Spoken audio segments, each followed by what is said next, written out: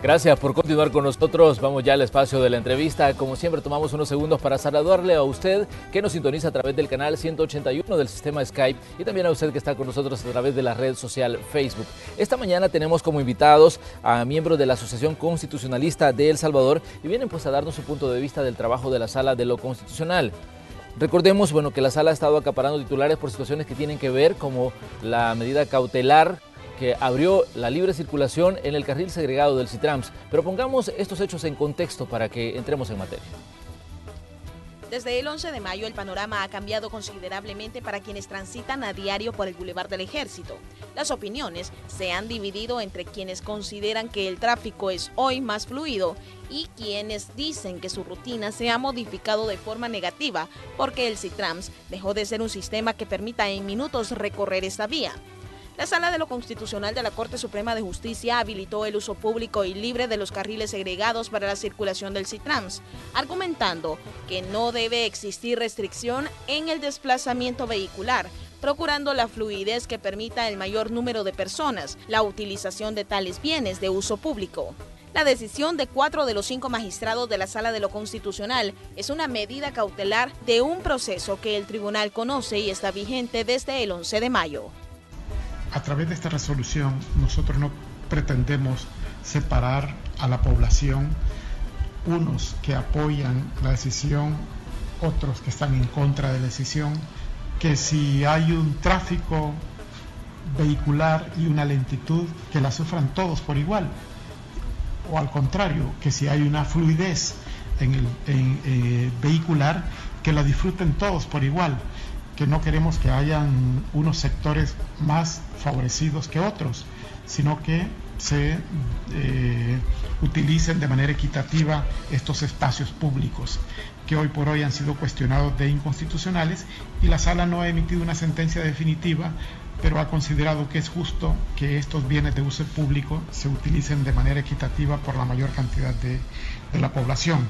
Las reacciones de los detractores de la Sala fueron inmediatas y aseguran que la medida cautelar busca provocar un daño de muerte al Citrams, que ha sido un proyecto insignia de 2 gobiernos de izquierda para modernizar el caótico sistema del transporte colectivo. El gobierno, en una primera reacción, dijo que la Sala emitió una resolución con un impacto negativo para 45,000 usuarios del Citrams. El viceministro de Transporte expresó que había muchos accidentes debido al uso generalizado del carril. Muchos automovilistas días antes de entrar en vigencia la medida cautelar comenzaron a hacer uso del Citrams, mientras que organizaciones afines al gobierno lanzaron acciones de protesta contra la Sala y una llegó a las puertas de la Corte Suprema de Justicia.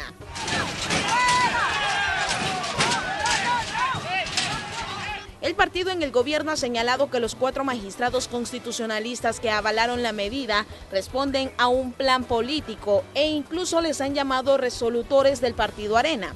La pregunta que ha rondado este caso es si la entrega del carril segregado debió haber pasado por la Asamblea Legislativa y seguir el trámite de concesión, o si bastaba con una adjudicación directa hecha por el Ministerio de Obras Públicas y su dependencia para estos casos, el Viceministerio de Transporte. Para cerrar la semana vamos a analizar decisiones tomadas por la Sala de lo Constitucional, comenzando con la medida cautelar que abrió la circulación general en el carril segregado. Comenzamos. Y como les adelantábamos, tenemos como invitados a miembros de la Asociación Constitucionalista de El Salvador. Saludamos al licenciado Óscar Canjura. Bienvenido a Canal 12. Muchas gracias, Manuel, y un saludo a toda la teleaudiencia. Les deseo un feliz día. Y también nos acompaña el licenciado Rogelio Canales. Bienvenido. Un placer saludar al pueblo salvadoreño, a usted, Manuel, en particular. Muchas gracias por invitarnos. Estamos aquí.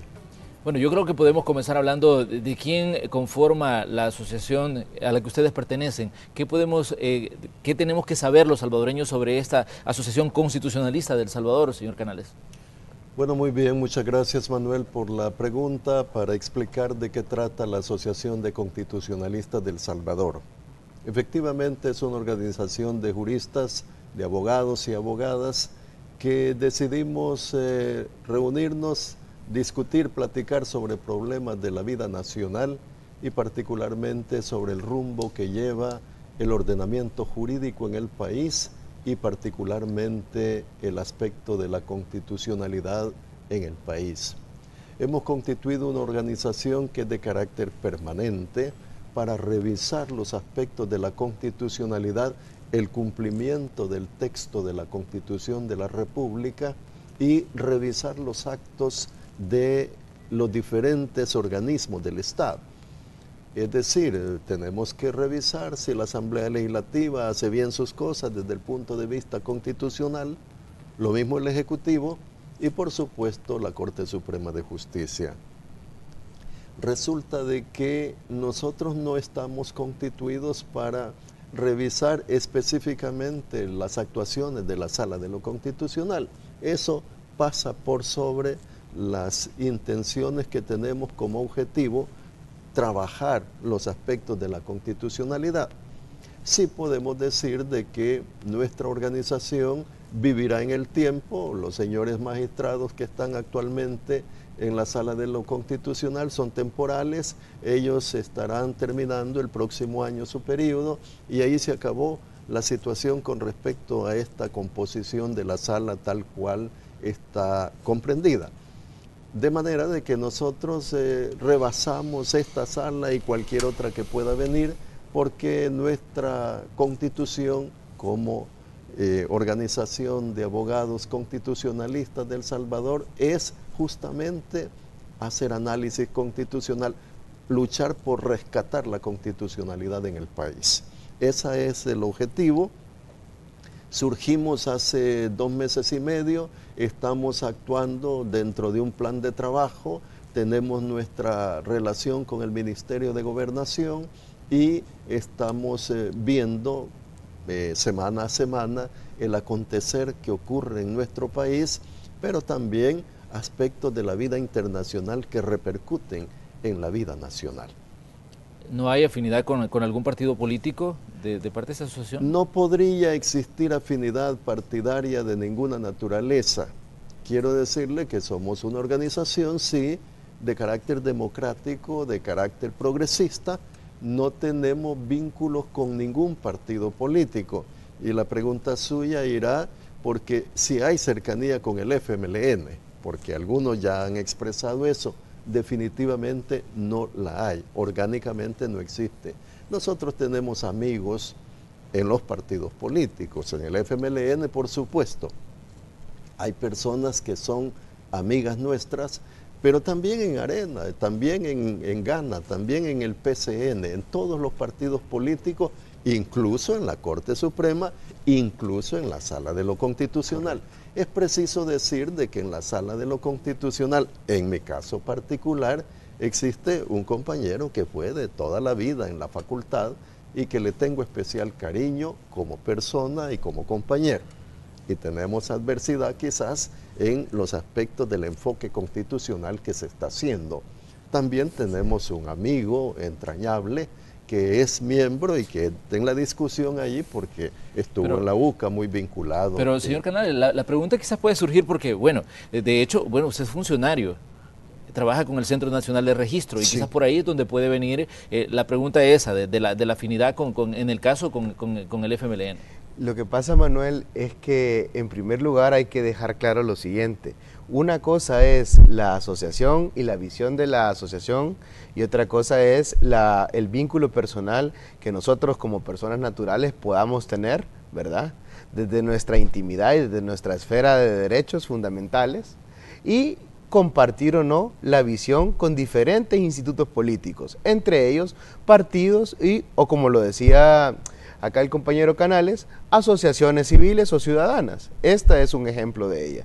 Y quizás nacemos también como una alternativa para el gremio para tocar un punto específico de la constitucionalidad del país, ya que las demás asociaciones, yo pertenezco a otras 2 asociaciones también del gremio de estudio, del gremio de abogados, que es el Centro de Estudios Jurídicos y la UNAJUD, ¿verdad?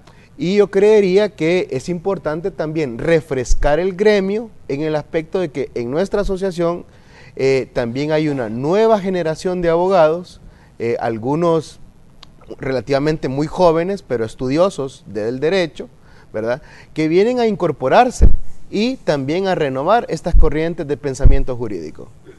Bueno, yo le preguntaba al señor Canales porque obviamente ahí puede surgir digamos, un conflicto de interés a la hora de hacer análisis como el trabajo de la Sala de lo Constitucional, considerando que es con el gobierno que ha tenido la mayor cantidad de choques las resoluciones que han emitido los magistrados de la Sala de lo Constitucional. Fíjese de que, Manuel, el conflicto de intereses no lo existe porque eso responde a la ética.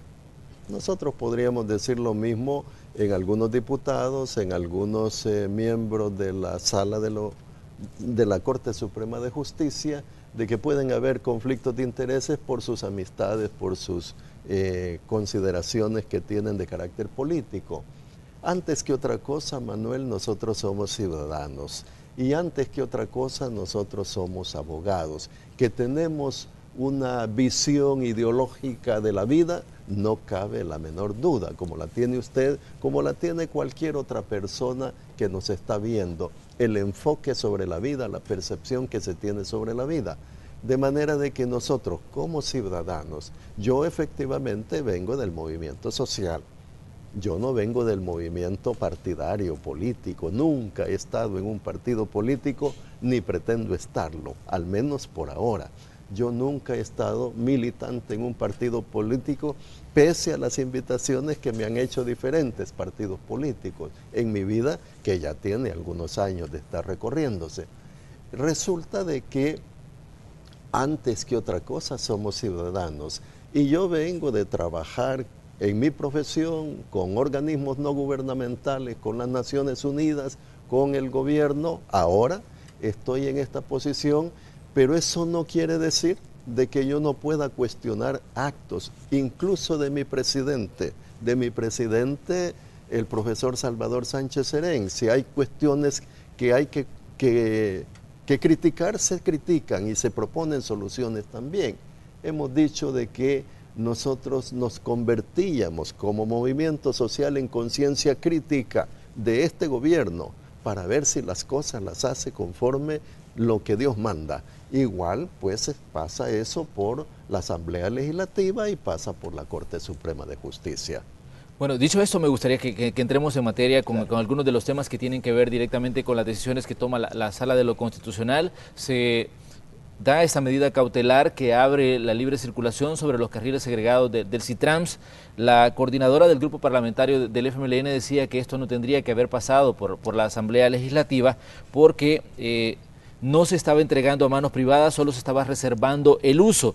La Sala, mientras tanto, dice que el artículo 120 de la Constitución, en sentido que tendría que haberse tomado en cuenta ese artículo, el artículo 120, cuando habla de que se va a dar pues un bien público para la explotación de un privado. Me gustaría que me dieran usted su punto de vista sobre esta situación que se ha puesto en perspectiva a raíz de lo que ha pasado con el CITRAMS y los carriles que se construyeron específicamente para que circulen sus unidades. Claro, bueno, decirte, Manuel, que inicialmente se ha dado a conocer a la mayoría de la población una parte de la resolución emitida por la Honorable Sala de lo Constitucional, pero pareciera ser que se deja a un lado otra parte, que es el voto razonado del presidente de la Sala y del presidente de la Corte Suprema de Justicia, que a mi juicio y al de los compañeros de la asociación viene a dar una visión diferente que contrasta con sus compañeros de sala,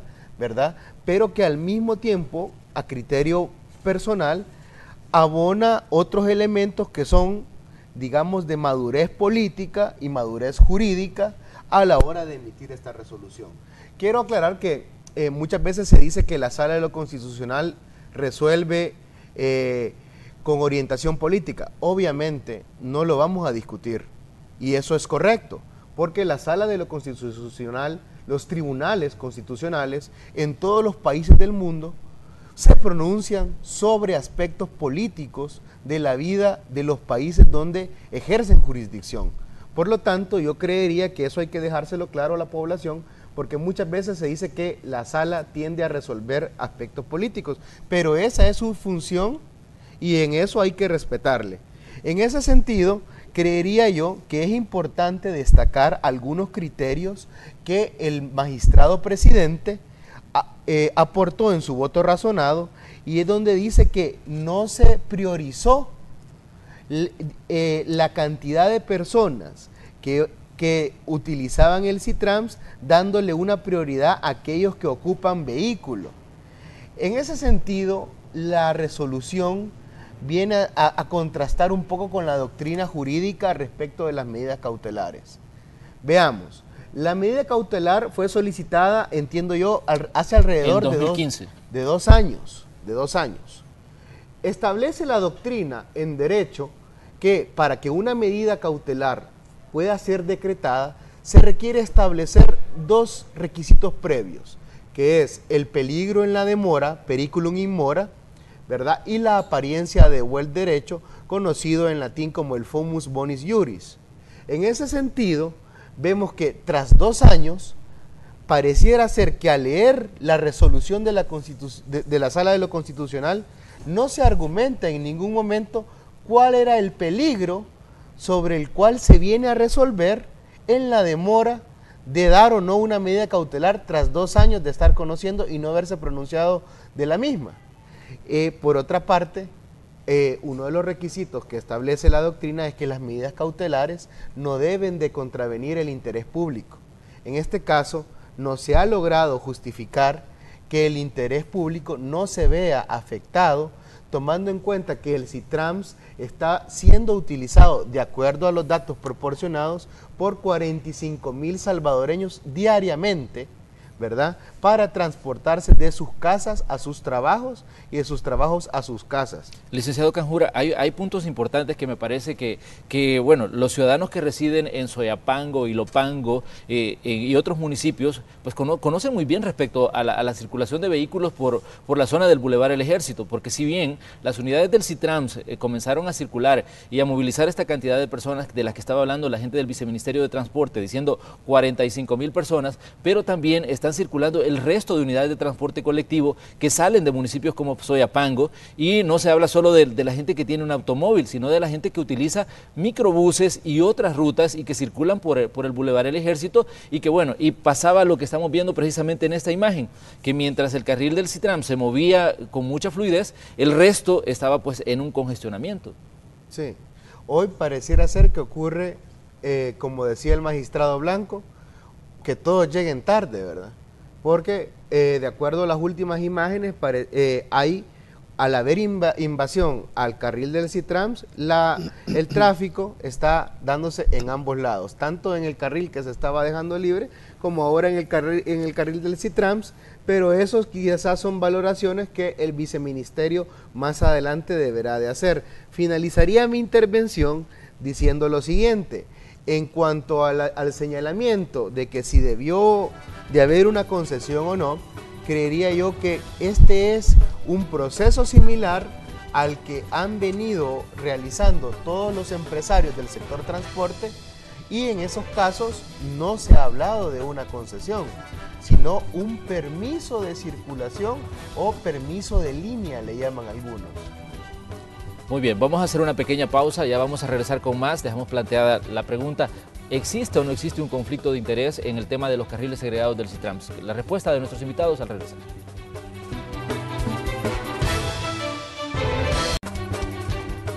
Cada resolución de la Sala de lo Constitucional de la Corte Suprema de Justicia o admisión de la demanda se ha convertido en los últimos años en punto de choque con el partido FMLN y los funcionarios de gobierno. Las críticas hacia la sala han provenido incluso desde la Presidencia de la República, quien ha objetado las decisiones de los magistrados y ha dicho en reiteradas ocasiones que hay un abuso de poder. La Universidad Centroamericana, en uno de sus editoriales publicados años atrás, hizo un recuento de las resoluciones que más recelos han generado. La UCA expresó que son 3 tipos. Primero, las que tienen que ver con los impuestos, es decir, aquellas relacionadas directamente con la disminución de ingresos para el erario nacional, entre las que están la del Fondo para la Atención de las Víctimas de Accidentes de Tránsito, FONAT, la del impuesto especial sobre las llamadas telefónicas por celular y la eliminación del tributo mínimo del 1% sobre los ingresos de las empresas. El partido FMLN ha dicho que estas son un atentado para afectar sus ingresos. El segundo tipo de sentencias que adversan, según lo dijo la UCA, son las referidas al tema electoral. entre ellas la prohibición de que los funcionarios participen en las campañas electorales de sus partidos, la incorporación del voto por rostro y del voto cruzado, y la despartidización del Tribunal Supremo Electoral. En este caso, la lectura del partido de gobierno es que la sala busca restarle poder, debilitar a los partidos políticos y beneficiar a Arena. Y tercero, aquellas que le impiden a la Asamblea Legislativa actuar inconstitucionalmente. Entre estas están las sentencias que obligan a despartidizar las instituciones del Estado dirigidas por funcionarios electos por los diputados, como la Corte de Cuentas, la Procuraduría General de la República y para la Defensa de los Derechos Humanos y las magistraturas de la Corte Suprema de Justicia. Son sentencias que afectan los intereses de los partidos, pues ya no pueden colocar a sus militantes en estas instituciones y así pierden poder de influencia sobre ellas. Este centro de estudios afirma que en el afán de criticar a la Sala de lo Constitucional se cargan las tintas y se acusa a los magistrados de la Sala de ser responsables del atraso en la obtención de los resultados electorales, de que el gobierno no tenga los fondos necesarios para continuar los programas sociales, abastecer de medicinas a los hospitales, luchar contra la delincuencia. Acusar con mentiras o medias verdades supone la mala intención y la falta de ética, y eso no deben permitírselo quienes ocupan los más altos cargos de la nación. Para los que analizan la labor de la Sala de lo Constitucional, el objetivo del FMLN sería minar la credibilidad de los magistrados, diciendo que obedecen a alineamientos de la derecha. Esos mismos análisis que se hacen desde centros de estudio como la UCA también señalan que Arena lo ha hecho mal al aplaudir cada resolución de la Sala, buscando contrariar a su principal adversario en el terreno electoral, y es precisamente ese aplauso el que ha dado lugar a que se piense que la Sala actúa con criterios políticos. Para los defensores de la Sala es inaudito el acoso contra los magistrados, mientras que sus detractores promueven en estos días procesos para intentar destituirlos. Continuamos con la entrevista de este día. Bueno, continuamos con la entrevista de este día. Tenemos como invitados a miembros de la Asociación Constitucionalista de El Salvador y precisamente yo dejaba planteada una pregunta. ¿Hubo o no hubo conflicto de interés en la situación de adjudicar a un privado los carriles del Citrams? Los servicios públicos por naturaleza deben de ser ofrecidos por el Estado. Todo tipo de servicio público, y hay veces se hacen algunas concesiones o se otorgan permisos para que algunos particulares ofrezcan ese servicio. Si esa fuera la tesis, Manuel, las comunicaciones no debieron de haberse privatizado, el servicio de comunicaciones en el país. Pero ahí tiene usted todas las telefónicas que ahora realizan las comunicaciones y que fueron entregadas por el Estado, privatizadas. Bajo ese concepto, bajo ese análisis, esas tendrían que volver al Estado. Es decir, abrogar esos actos por medio de los cuales se hizo el otorgamiento para que fueran explotados por compañías particulares.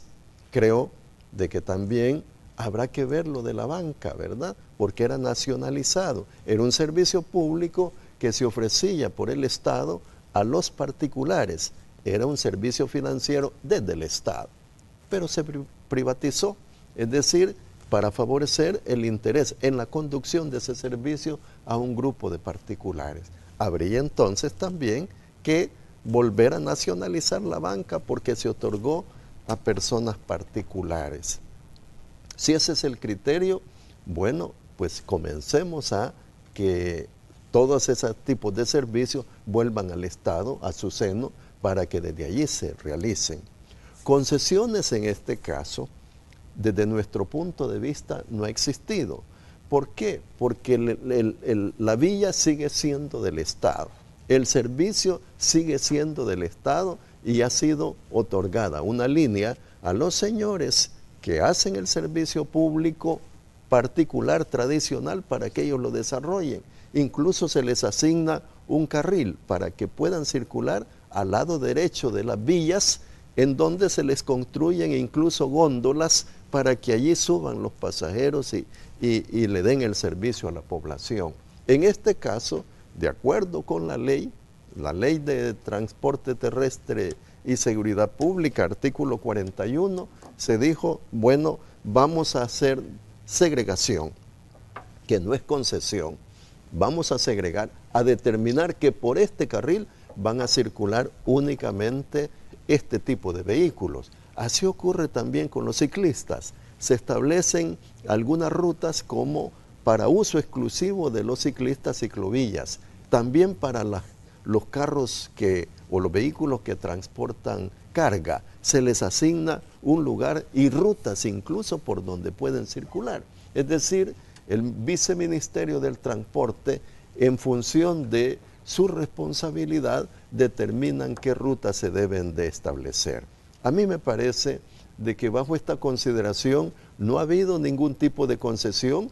En consecuencia, no podría irse a la Asamblea Legislativa, porque el dominio de la vía sigue siendo del Estado y para uso público, pero para un público claramente definido que va a llegar bajo consideraciones especiales a recibir su transporte, su movilización. No es despreciable la cantidad de 45 a 50 mil personas diarias. Es decir, el servicio debe de verse no por quien lo está ofreciendo, el del transporte, sino las personas que están recibiendo el servicio, que es una labor muy importante para bien del país. A mí me parece de que bajo esa consideración no ha habido ningún tipo de concesión. El viceministerio ha actuado en función de la ley, tal como la ley está establecida, en donde se pueden segregar. Y esto ocurre en diferentes partes del mundo. Es decir, conocemos de casos en distintos lugares en donde existen segregaciones especiales y que no necesariamente son concesiones que se otorgan a los particulares. No, definitivamente el tema de las segregaciones y de las vías que se crean para que circulen este tipo de unidades está en México, está en Colombia, está en diferentes partes del mundo, como usted bien lo dice, pero la infraestructura de esos países es totalmente distinta a la que tenemos en El Salvador. Teníamos un bulevar El Ejército que ya venía registrando problemas desde hace muchísimos años por la cantidad de población que reside en municipios como San Martín, Ilopango, Soyapango, y toda esta gente en determinado momento tiene que circular por el bulevar El Ejército. A partir de que se crea los carriles segregados, si bien se crea una vía express para las personas que utilizan el transporte colectivo, pero también se crea un problema para las personas que viajan en el resto de unidades y para la gente que viaja en sus vehículos, porque ha habido muchísimas quejas de gente que dice, mire, o sea, esto se volvió un problema caótico para los que residimos en Soyapango y que tenemos el problema de tener un vehículo en este caso porque nos cuesta 1 hora, hora y media, 2 horas más salir del municipio de Soyapango, cuando antes teníamos problemas, pero no nos costaba tanto. Es ahí, creo yo, que es donde viene una de parte de los problemas que se plantean a partir de esto. Esto es una cuestión cultural, Manuel. Mire, yo viví en Canadá y yo llevaba mi vehículo a la estación del subway, le llaman allá, que es el subterráneo, ¿no? Es el metro. Entonces dejaba mi vehículo y abordaba el metro. ¿Por qué? Porque el metro en 45 minutos me llevaba de una ciudad a otra. Llegaba a la otra ciudad, me bajaba, iba a mi trabajo, volvía, tomaba mi vehículo y regresaba a mi casa. Eso es educación, eso es cultura. Pero, aquí, por ejemplo, ¿no cree que hay una diferencia considerable entre Canadá y El Salvador? No, porque acá no se es, puede dejar el vehículo en cualquier lado porque primero no hay dónde aparcarlo. Sí. Aquí lo que estamos diciendo es que pudieron haberse, bajo el criterio que estableció el señor presidente de la Sala de lo Constitucional, don Armando Pineda Navas, querido compañero, un saludo cordial, y que realmente ha puesto la nota distintiva. ¿Por qué el presidente de la Sala expuso sus argumentos en la forma tal que lo hizo? Es porque existe suficiente asidero jurídico constitucional para decir aquí el bien público, el servicio público está favoreciendo a la mayoría y no a la minoría. En ese sentido, de lo contrario, no hubiese sido ese voto razonado. Ese voto razonado es coincidente con los argumentos que nosotros estamos sosteniendo y por eso nuestro reconocimiento al presidente de la Sala, porque ha mantenido posiciones bastante imparciales, diríamos nosotros. Permíteme un segundito, Oscar, para referirme. Vea, la nota que ha sacado la UCA hace un recuento de las actuaciones de la sala. Y ha dicho con esto la interpretación que se hace por el gobierno, por el partido en el gobierno, pero por una buena cantidad de la población también, es que ellos se han parcializado en su posicionamiento frente a la actuación que constitucionalmente les corresponde desempeñar. No así el presidente. El presidente de la sala mantiene cierto nivel de objetividad. Si nosotros viésemos de que hay resoluciones que también afectan o benefician en forma imparcial las decisiones de ellos, se podría considerar de que ellos no están sesgados en el análisis. Pero, como está ocurriendo esta cuestión, la UCA hace un recuento muy bonito. Mire esa nota, qué importante la que hace. Sobre ese tema, Manuel, sobre ese tema, el editorial que presenta en el canal, quizás no es el último editorial de la UCA. No. Porque, de hecho, nosotros lo dijimos. Sí, de hecho, nosotros lo dijimos que era de hace un tiempo. Correcto, desde hace un tiempo. Pero yo quisiera referirme a el último pronunciamiento de la UCA que tituló Ciego Legalismo. Y hace un recuento. Me gusta que la UCA como centro académico realice este tipo de esfuerzos porque en este editorial deja algunas cuestiones muy claras. Dice, el proyecto del CITRAMS es para beneficio de los más pobres. Nunca nadie invirtió tanto en el transporte para ellos. El CITRAMS transformó la ciudad y dignifica a miles de salvadoreños. Pero, como colofón de este editorial, la UCA agrega, entender los efectos nocivos para los sectores populares como daños colaterales es propio de militares y no de juristas. Esto es importante que la UCA lo diga porque dentro de los firmantes de esta desafortunada medida cautelar hay dos personas que argumentaron su salida del país, uno a España, otro a otros países, argumentando ser perseguidos por los militares en la época de la dictadura militar, ¿verdad? Entonces es importante que como centro de pensamiento la UCA ahora aclare eso, que entender daños a la población como daños colaterales no es de juristas, demuestra una parcialidad por parte de los juzgadores hacia determinado sector. En cuanto a la recusación, que yo creo que es importante y no lo hemos tocado, ha habido una recusación de los magistrados por parte del Ejecutivo y estos, antes de resolver la medida de resolver la recusación, decretan la medida cautelar. Eso, si bien es cierto, es legal, diría yo, contraviene mucho a la ética de cualquier juez, porque cuando un juez es recusado, prácticamente él debe de priorizar la recusación para tramitarla y demostrar si tiene o no intereses en la causa. En este caso, prácticamente después de haber decretado la medida cautelar, dos magistrados se abocaron a los medios dando opiniones personales, que yo creo que con eso bastaría para que ellos de propia mano se excusaran de seguir conociendo, porque lejos de ser opiniones jurídicas, dieron opiniones personalizadas y al mismo tiempo quizás pensadas con el hígado, ¿no?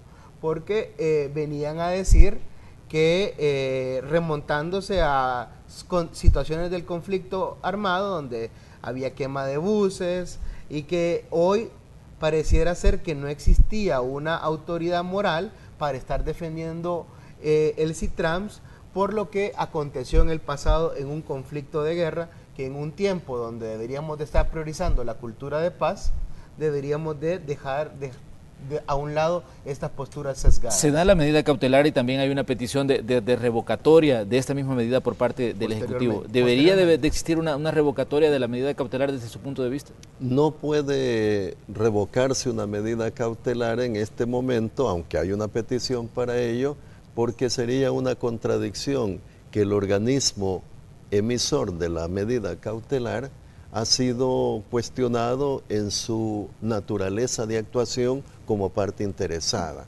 Mire este análisis que se hace nosotros no quisiéramos solo estar refiriéndonos a la sala, ¿verdad? Porque pareciera entonces que nosotros tenemos una oposición a lo de la sala, pero es el organismo que manifiesta algidez al país.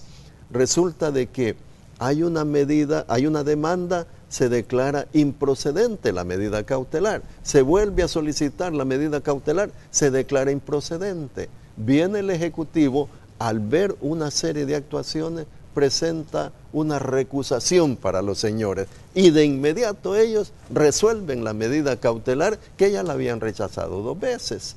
Y entonces resuelven e imponen la medida cautelar. Nunca visto en un proceso constitucional, de inconstitucionalidad que se presente una medida cautelar y mucho menos que se presente en el medio del proceso, a partir de una recusación que se presente en contra de ellos. Ellos no resuelven la recusación, resuelven lo de la medida cautelar.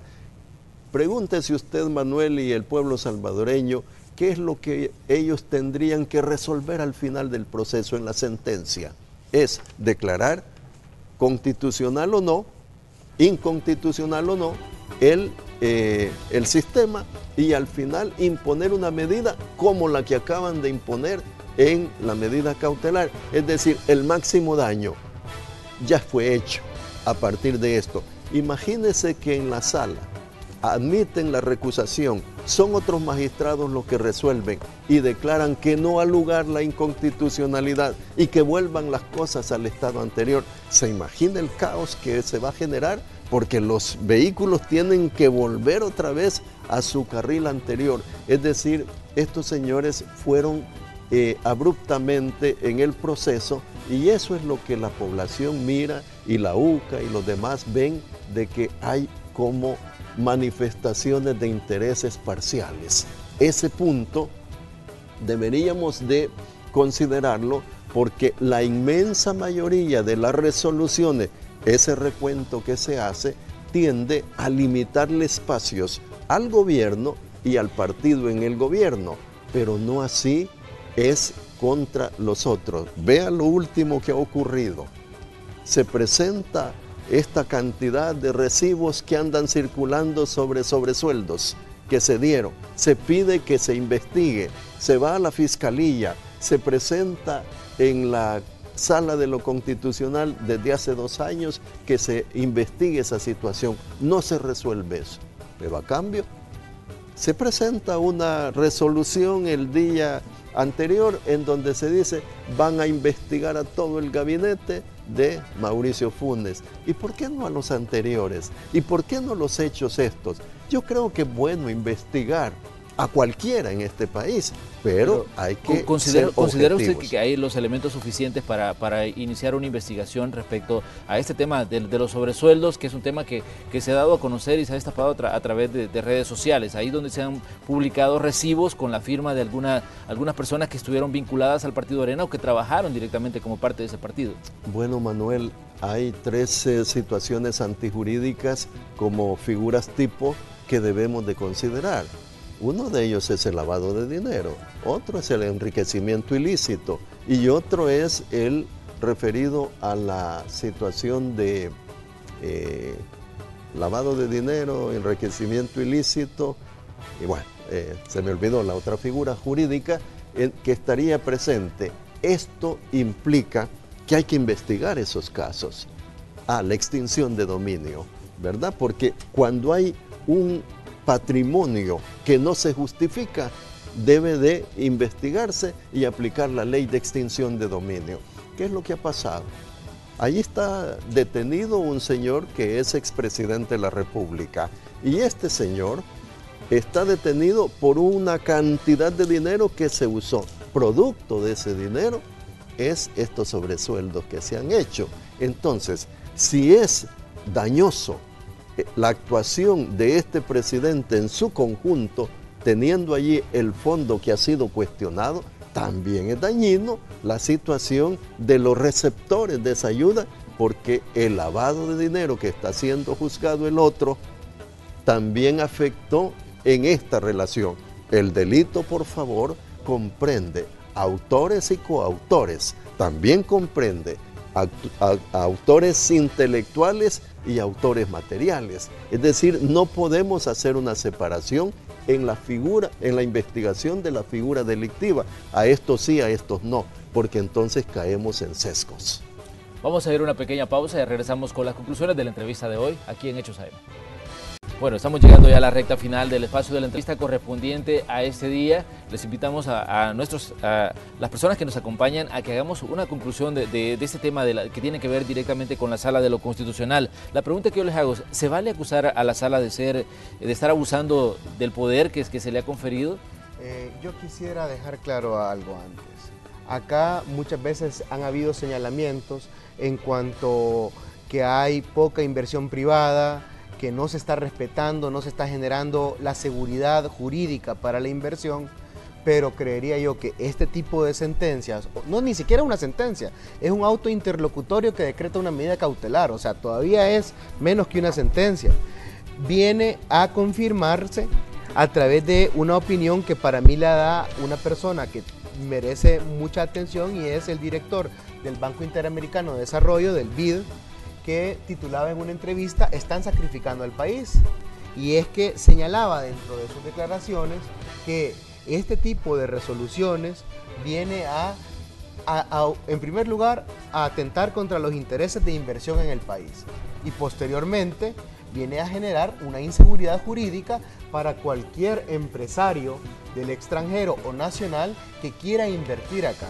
En cuanto a señalar lo de la Sala de lo Constitucional, yo creo que la Sala sí efectivamente actúa con una agenda política. Una agenda política que como un ente que resuelve asuntos políticos debe de tenerla. No le veo ningún perjuicio que la tenga. Sin embargo, es importante que ella mida los efectos políticos pero sociales que sus resoluciones causan.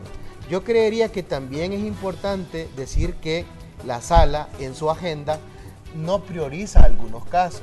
Fíjate, Manuel, que yo quisiera comentar. Tenemos poquito tiempo. Nosotros tenemos un año de haber presentado una demanda contra la privatización de las pensiones, donde hubo una resolución, recusamos a uno de los magistrados y tenemos casi un año y medio de estar esperando que la Sala resuelva y la Sala no resuelve. Lo tiene archivado, ¿verdad? Durmiendo el sueño de los justos. Señor Canales, tenemos unos segundos para concluir. Sí, un saludo a la población. Yo creo, Manuel, que quizás en otra ocasión nos pueda invitar para enviar un mensaje desde la perspectiva político-constitucional o constitucional-política, porque el derecho constitucional es el derecho político por excelencia. La Constitución de la República hace la relación entre el Estado y los ciudadanos, la organización de cómo el Estado desarrolla su función. Todo esto está determinado aquí y sobre esta Constitución se somete todo el ordenamiento jurídico del país. Esto significa que el texto de la Constitución, que los señores magistrados, que los señores diputados, que los ministros, que el presidente de la República ha dicho que van a cumplir y hacer cumplir la Constitución ateniéndose a su texto, cualesquiera que sean las leyes, decretos, órdenes, resoluciones que la contraríen, es lo que debe prevalecer. De manera que la invitación a los señores magistrados es a que reflexionen y que piensen en los daños que se están ocasionando al partido de la oposición, el partido Arena, que están constantemente desarrollando ese tipo de acciones en contra de los intereses del país también.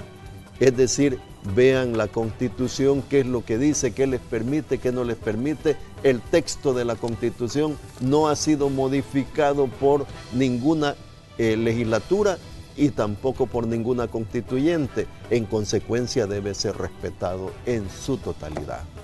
Bueno, le agradecemos al licenciado Oscar Canjura y también al licenciado Rogelio Canales que nos hayan acompañado esta mañana. Nosotros ahí cerramos el espacio de la entrevista. Nos vamos directo hasta la sala de Noticiero